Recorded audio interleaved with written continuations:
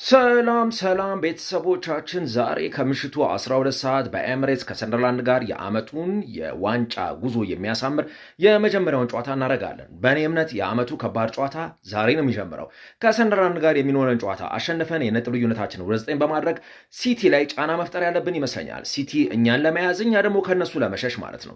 ይህ ትልቅ አድቫንቴጅ ነው ብዬ አስባለሁ። አሰልጣኝ ሱፐር ሚኬል አርቴታ ታሪክ ለመስራት የታሪክ በር ላይ የሚቆመ ይመስላል። በእንግሊዝ ፕሪሚየር ሊግ ለተጫወተበት ክለብ አሰልጣኝ በመሆን ዋንጫ ያነሳ የመጀመሪያው አሰልጣኝ ለመሆን ማለት ነው። ይህን ታሪክ ከነ ልጆቻችን ዘንድሮ ያሳኩታል ብለን እናስባለን። ሰንደርላንድ ቀላል ቡድን አለ፣ በጣም ከባድ ቡድን ነው። በእንግሊዝ ፕሪሚየር ሊግ በአግባቡ ከሰለጠኑት ምርጥ ቡድኖች አንዱ ነው።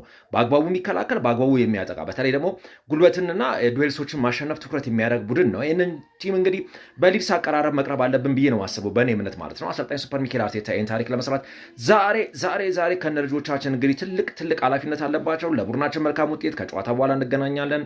መልካም ቀን ይሁንላችሁ።